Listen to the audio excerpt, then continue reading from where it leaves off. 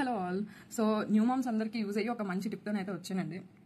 నా ప్రాబ్లం మా friends of friends even ఇప్పుడు ఇన్స్టాగ్రామ్లో కూడా చాలా మంది అయితే నాకు మెసేజ్ చేశారు, ఏంటంటే బ్రెస్ట్ మిల్క్ ప్రొడక్షన్ ఎలా పెంచుకోవాలి అని చెప్పి.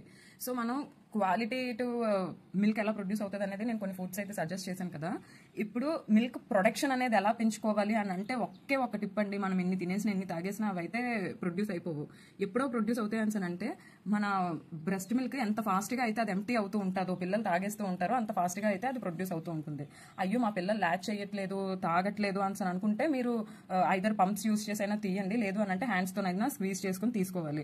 అప్పుడే అదైతే ప్రొడక్షన్ అయితే ఇంక్రీజ్ అవుతుంది. మాకే ఒక్క టిప్ ఏంటంటే మీరు ఎంత ఫాస్ట్ గా బ్రెస్ట్ ఎంప్టీ చేసేస్తే అంత ఫాస్ట్ గా అంత ఎక్కువ పాలు ప్రొడ్యూస్ అవుతాయి. ఎందుకంటే ఇక్కడ హార్మోన్స్ అనేవి మెయిన్ గేమ్ ప్లే చేస్తాయి అనమాట. సో ఇక్కడ ఉన్న అదే మామరీ గ్లాండ్స్ లో ఉన్న హార్మోన్స్ సిగ్నల్స్ వచ్చేసి బ్రెయిన్ కి పంపిస్తుంది. సో అది మళ్ళీ సిగ్నల్ వచ్చేసి మామరీ గ్లాండ్ కి పంపించి అదైతే మిల్క్ ప్రొడ్యూస్ చేయడానికి అయితే హెల్ప్ చేస్తుంది. సో మిల్క్ ప్రొడక్షన్ అయితే ఇంప్రూవ్ చేసుకోవాలని అంటే ఇదే వన్ అండ్ ఓన్లీ సొల్యూషన్ అనమాట. ఎంత ఫాస్ట్ గా మీరు ఎంప్టీ చేస్తే అంత ఫాస్ట్ గా రీఫిల్ అవుతుంది. అంటే ఇప్పుడు ఇంత చేయలేము, డబ్బా పాలు పట్టేసుకుంటామంటే అది మీ విషయం. బట్ డబ్బా పాలు మీద డబ్బా ఉంటుంది కదా కింద, mother's milk is the best milk for your baby or infants అని ఉంటుంది చూసారా, ఆ లైన్ చదివినప్పుడు అయితే ఏడుపు వస్తుంది. సో ఖచ్చితంగా అమ్మ పాలే పట్టాలి అని అనుకునే వాళ్ళైతే ఇంకా ఇదే ఆప్షన్ అనమాట.